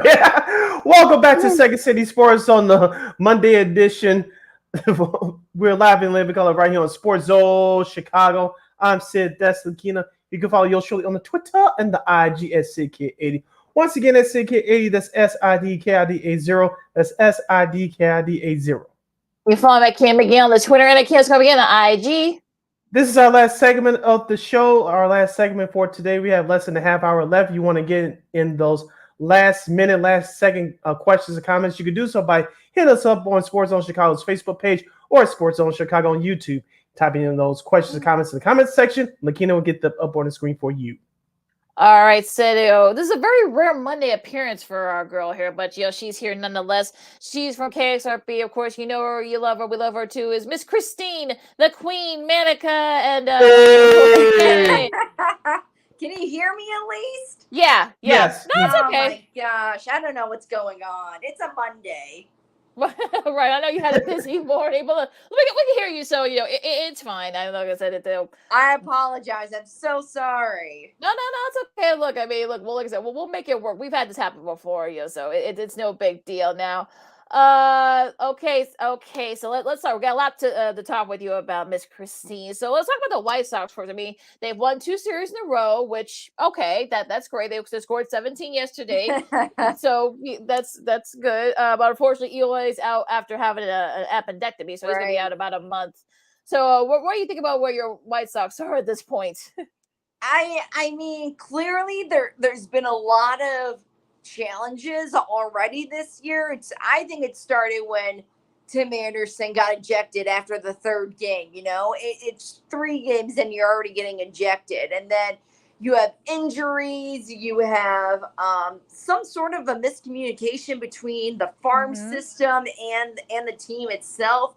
So there's a lot of wonky things going on. And with Eloy, I saw that Gordon Beckham tweeted that, do you remember when Jim Thome or whoever it was had the same thing happen and he was back in 7 days? And I am like, that's something to put into perspective. I don't know what the circumstances are, but yeah, it's kind of crazy to see the highs and the really low lows for the team right now. And again, it's only the start of the season. Christine, the Sox record is 4-2 for the month of May following that ugly 10-game losing streak. Talk about Tim Anderson's impact on the team. It really has made a huge difference so far in this last week or so. He has, and you know what? It shows that you need guys like Tim Anderson to stay healthy and to stay on that roster, whatever it takes. They don't have Jose Abreu anymore. They don't have those big hitters like they did 2-3 years ago, and now it's Tim Anderson's team. He's one of the top veterans that all the young guys are going to look up to, and as a leader, you're supposed to set an example like one. Do you think the Sox have a chance to get back in? They're 7 back right now, and they play the Royals, which has been kind of the house of horrors for the Sox, and Casey especially. So, do you think they have a shot at getting back into it? I think they have a shot at getting back into it. Am I going to say that they're going to make the playoffs this year? That's kind of it's a 50-50 shot for them, just because they've had some good wins, and then you've had the losses that kind of make you scratch your head a little bit. I'm just thankful that I actually went to a winning game on Friday for the Angels, so that was refreshing. One more question about the White Sox before we move on, Christine. Liam Hendriks, he met the media here in Chicago last week. He talked about his experiences going through the cancer treatment. He's in Charlotte right now on a rehab assignment. He looks like he's going to be back sooner rather than later. We don't know what the exact timeline is. If you caught the comments to the media last week, what were your thoughts? Yeah. Oh my gosh, that's so Liam Hendriks saying, I hate it when they were cheering, because then I was getting emotional because I want to get angry when I'm on the mound, not get emotional. So I think that that's totally his personality, and it just shows that, you know, he was really fighting, and just the anger that he has now for even getting diagnosed with cancer, because, you know, you and I, we've never experienced anything like that, and knock on wood, pray to God that we don't. But when you get a diagnosis like that, you do get angry. You do get upset. So for him to get diagnosed with it, A, there's not a better guy in the world to fight cancer than him. And B, he's going to use that anger to his advantage. Yeah, absolutely. And I'm glad he did do that. And we'll see. We'll see once he does come back. He may not come. He probably won't be back till about this time next month. But hopefully, I can give him, you know, that spark, and maybe perhaps I hate to say it, but maybe, you know, he could kind of be sort of like at least a little bit of what the Liam Hedges we're used to seeing, and maybe perhaps maybe Rick Hahn can trade him. I know he was a subject of trade talks before the season started, before we found out about his cancer diagnosis. So we'll see. I mean, but what do you think? I mean, you know, should the White Sox not get back in it, could you see Rick Hahn perhaps maybe trading a Liam Hendricks, or even some people even said maybe a Tim Anderson at this point? I would see more Tim Anderson than a Liam Hendricks. It would be a shame to let go such an energy. Both of them really, but more so Liam Hendricks, I think, just to let that energy go like that. Yeah, according to Bob Nightingale's report of USA Today over the weekend, of course, we all know he has a direct line to the White Sox organization. And he says he said that, at least according to his report, he said that the White Sox organization probably will pick up that $15 million option on Hendricks' contract for next year. As far as the futures of Anderson, Lucas Giolito, I think Lucas Giolito, who's a free agent after this year, he may be gone anyway. But the Sox are out of it. He's probably gone by July 31st. If they somehow stay in it, what happens, they're going to let him go during the offseason. Honestly, I can see that too, because wasn't it was between him and Kopech that they were going back saying that they're just not right. Like those two, when you think about the pitchers and you think Kopech and Giolito, that they're just not the same players. They're not the same pitchers as what they were a year ago or even before Kopech's injury. So, yeah, I can see Giolito happening more so than Hendricks, in all honesty. Be interested to see what happens now with that. Now, calling to like the more disappointment, Abreu's not playing very well with the Astros so far. And Wilson Contreras, the crazy things that are going on there with apparently, I guess he's going to be DHing, and now there's some rumors that maybe he may not even play at all. So, yeah. What do you think? I mean, all the former, Chicago baseball players, who's having it worse, I guess. It's a crazy game. It just reminds you that it is a business, essentially. It's an entertainment and it's a business. And it just shows that you could be at the top of your game, but once you're in another team, you can either fly to the occasion or not. Yeah, we'll see. As the St. Louis Cardinals have been struggling this year, they'll take on the Cubs tonight at Wrigley Field, starting at 6:40 p.m. Central Standard Time. Christine, staying with baseball, I know you said you were there on Friday. The Angels beat the Texas Rangers. Now, the Texas Rangers have been one of the surprise teams in Major League Baseball this year. What has caught your eye, both positive and negatively, throughout this first now full month of Major League Baseball? Which teams have caught your eye, both positively and negatively? You know, some points when I was watching the Angels game on Friday, I was kind of shaking my head because they were doing some of the plays that the White Sox would be doing. Just silly mistakes and just kind of digging a hole until you actually somehow come up with a win. So I guess the team that surprised me in a negative way is the Yankees. I mean, they're having a great season statistically, but they're last in their division. It just shows how competitive that part of baseball is. So that's kind of surprising to me. I'm still pretty shocked about the White Sox. I don't want to go back on them, but they were really supposed to have a better season than what they're having. And so far, it's not clicking for whatever reason. And there's normally that with growing pains when it comes to a new general manager and whatnot.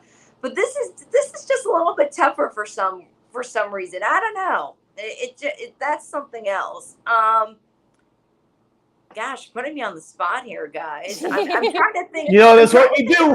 That's what we do. You know what? I always give the Cubs such a hard time, but they're actually having a pretty decent season. So I'm going to give credit where credit is due and say that that's the team that's surprising me. You hear that, Cubs fans? Christine's actually giving you some love and no name calling. Yes, I was saying. Yeah, she wasn't being condescending either. She's actually being very sincere about it. No, I am. Seriously. I think Cody Bellinger did something for them. Yeah, absolutely. I think everyone can agree on that. We'll see if Matt Mervis can be, sort of like that guy. He had a solid showing in that Marlins series. So we'll see what happens with that. Now, I want to switch gears here and go to the hardwood and talk some NBA playoffs. Any surprises so far? And like same thing, positive or negative, surprises? God, I love this Laker and the Warriors series going on right now. I think that's great basketball, and I was joking that they have the easiest commute out of any teams right now playing. They just got to go from one side of the state to the next side of the state. So I think that's kind of funny. And yeah, I just think that's some good hometown basketball, because if you're talking about a home team, you might as well be cheering for the state of California. So I think that's pretty awesome. And Laker fans get in it, man. Oh my gosh. We were walking around LA on Saturday because that was game 3 of the series, and everyone was in their purple and gold. There was a big stage by the Staples Center. I'm not calling it the Crypto.com Center because it will never be the Crypto.com Center. But it's just a really cool atmosphere for game day for Lakers fans, and even for Golden State fans. They were giving out away Golden State shirts too. So yeah, that was pretty fun to be around. Yeah, I was going to ask you. That was going to be my next question to you, Christine. What was the atmosphere around the city of Los Angeles? Because it depends on the season. It's a Dodger town when it's baseball season. When, of course, when basketball season, it's a Lakers town. Talk to us a little bit more what you and Chris, your soon-to-be husband, experienced over the weekend with the Lakers Warriors series in town. Yeah, I think it was great. I mean, you could tell that everyone was really excited. And again, you see the Shaq jerseys. Of course, you see the Kobe jerseys, and just it's a great atmosphere, and it's a great thing for Los Angeles and for San Francisco too.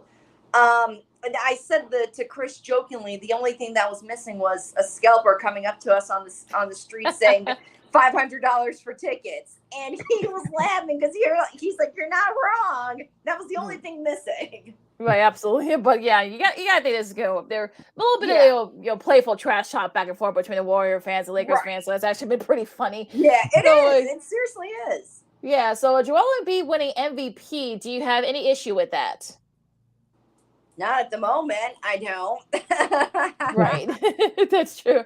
You know what? Let's switch gears here and talk some NFL draft. We haven't had a chance to talk to you after the Bears after their draft. So did you like the Bears draft class?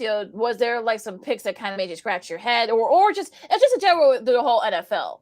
I think that the draft in general was very predictable this year, and that's not said too often, but this year it was pretty straightforward. When it comes to the Bears, it was surprising, though. I will say that they went down to the 10th pick from go. That was just a weird last minute.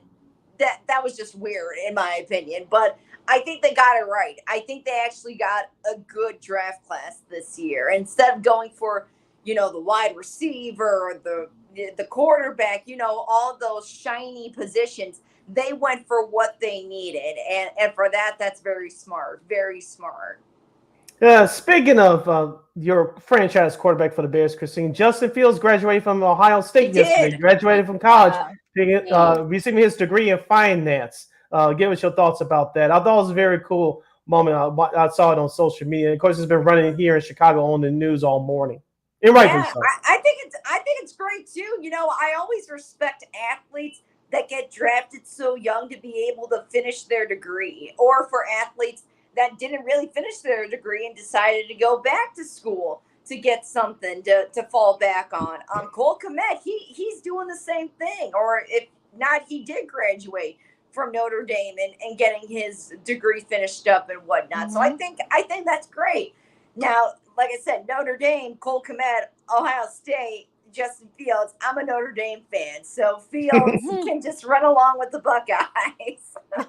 We'll also do another shout out to the latter part of what you said, Christine. Ray Allen, who I thought he got his degree already, after. Yes, he did get his degree. Yeah, which is weird because I thought he'd already gotten it like years ago after I think the second team championship. Because I know he only had like a couple of classes after he left UConn to go to the NBA. So I thought he already had his degree, but Larry Fisher reported that he got his degree. So good kudos to him as well. So yeah, I mean, look, it's never too late to go back to school. I know that was about 20 years since, a little over 20 years since Ray Allen was there. So I guess it's never too late to get your degree or anything for that matter. So kudos to both him and Justin Fields. So yeah, that was pretty cool. And when I saw the pictures of both of them yesterday.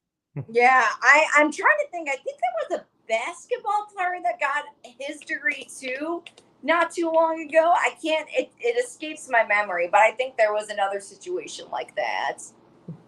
Oh, you know what? It was, oh gosh. Oh my Lord. He ended up playing golf. J.R. Smith. Mm-hmm. Yes, J.R. Smith. That was it. Yeah, he went back to school. Not only did he get his degree, but he just decided, I'm going to play golf. Yep. And that's actually pretty good at golf, too. Right. We're joined by our homegirl, Miss Christine the Queen Manika for KXRB in Sioux Falls, South Dakota, right here on Second City Sports. A rare Monday appearance for the Queen, but we're glad she's here joining us. I'm Sid, that's Lakina. You're listening to Sports Zone Chicago. Christine, saw some of the pictures on your Insta over the weekend with you and your soon-to-be husband, Chris. Tell Chris we said hello. Besides attending the Angels game last Friday, what else did you guys do on your trip back to his hometown of Los Angeles? Oh, gosh. Well, we went to Temecula on Wednesday, had a little bit of wine, experienced that Southern California wine country. If you don't want to go all the way up to Napa, that's the next best place to go check that out. He didn't get too drunk, did he? What's up? He didn't get too drunk, did he? No. Okay, good. He was telling me that I could drink as many glasses as I want since I was on vacation. But I only had 4. So we went to, maybe 5. So we went to 4 different wineries, and I had a glass at every one that we went to. So it was like an hour in between each glass of wine. But then the last place that we went to, we actually went back to the first place because we liked that one the best, and I wanted to purchase a couple of bottles. So I had another glass there. So it worked out. Well, love that. Is there any particular favors that, you guys have picked out for your wedding, yet? Or I wasn't even thinking about that, in all honesty. But now I think the next time we go back, maybe we'll have to bring a couple of bottles just for the wedding. Yeah. Well, it's like, look, that's a nice region of California, other than Napa, like you said, for the wine. So, might as well get a couple of bottles for the wedding. Right. Well, let's say not to worry about. Any other fun activities, sightings that you experienced in LA? So when we were at the Staples Center, next to it, we checked out the Grammy Museum, and that was pretty cool just to see all the all the artifacts and just the history of some of the greatest songs we ever heard. And then we checked out the Griffith Observatory. Oh, yes. I will say, it's so great up there. It's beautiful. Yes. But parking, it's a pain in the butt.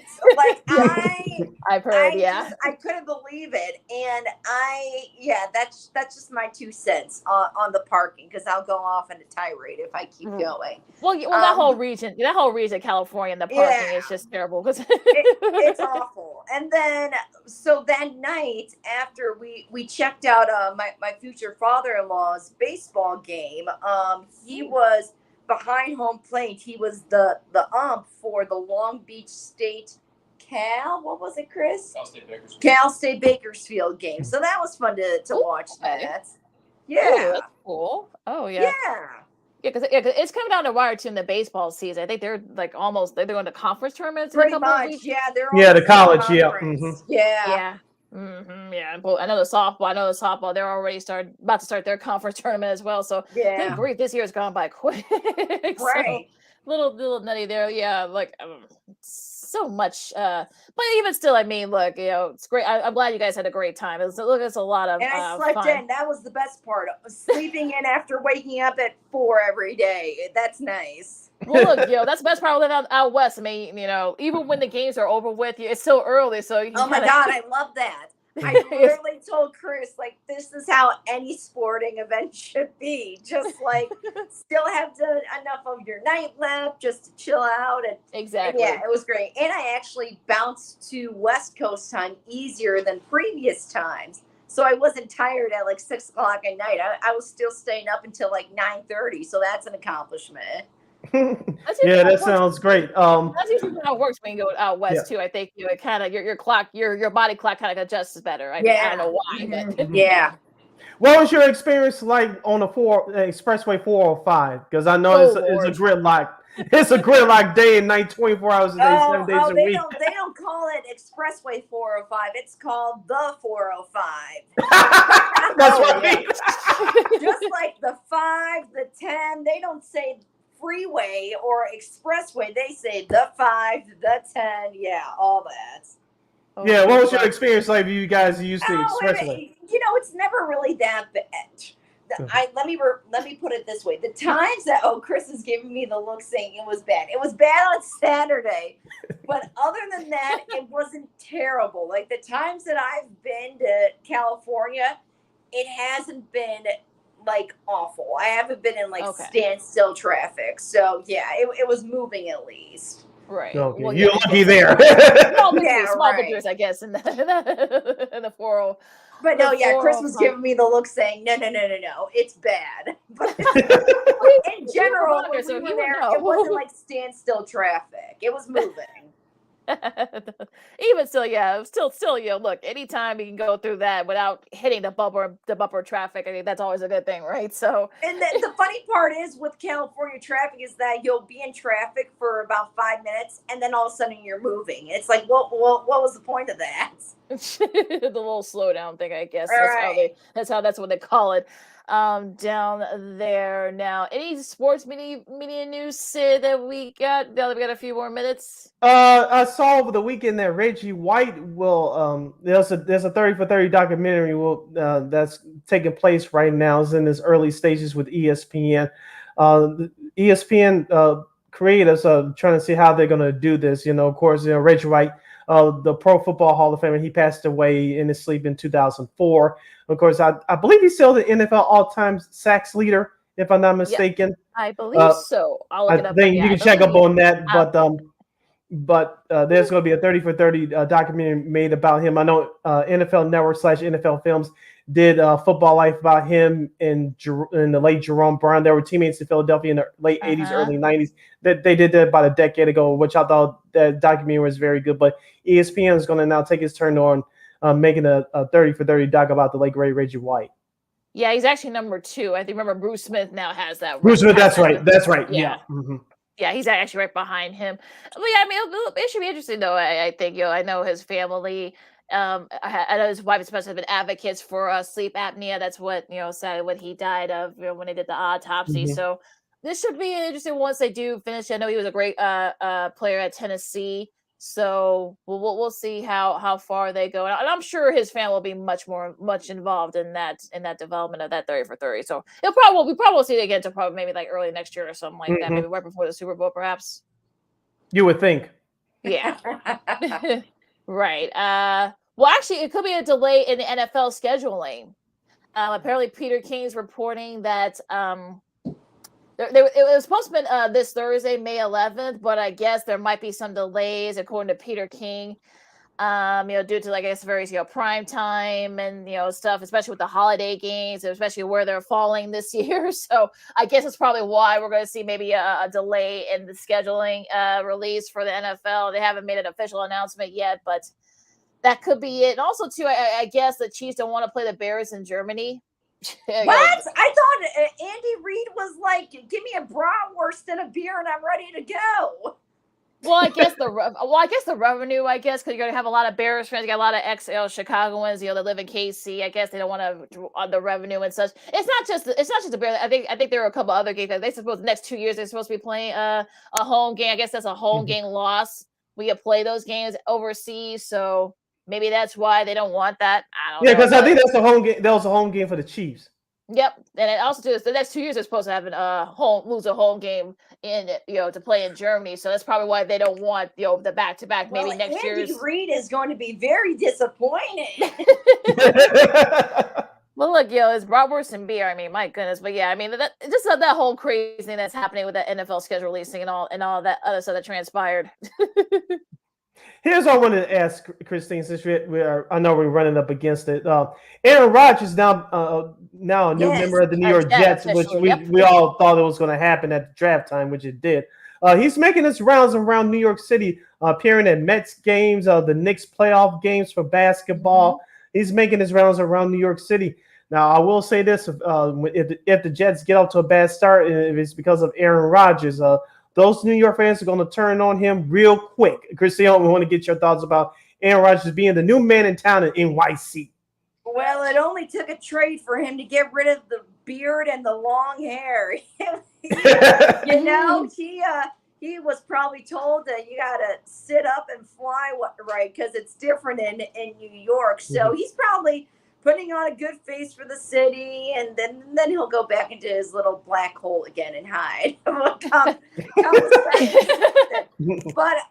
no, we all knew that it was coming, the trade, but it just wasn't definitive about the deal, how much, and all that stuff. Yeah, look, I mean, I know Garrett Wilson's probably just because you've been hanging out with Sauce Gardner right.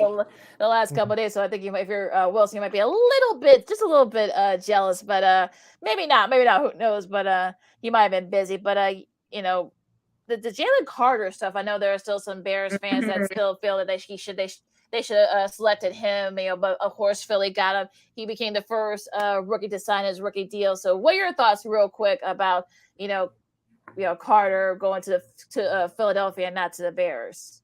Everyone's going to be mad at something, The Bears fans have been mad for years, and this is just another thing to add to our anger, I guess that you could say. But overall, I'm happy with what they did with the pick, and I'm hopeful for the season. All right, Christine. I wanted to ask you about this since you were in LA over the weekend. Did you and Chris run into any Dodgers fans? Because I know they played the San Diego Padres in San Diego over the weekend. Did you guys run into any Dodger fans? I saw a lot of Dodgers jerseys, but since we were in Anaheim and just, that SoCal area for a lot of our time, a lot of Angels. Orange County. Yeah, exactly. Orange County. No, yeah, the Los. Well, that's why we call the Angels, Los Angeles Angels of Orange County. Right. Yeah.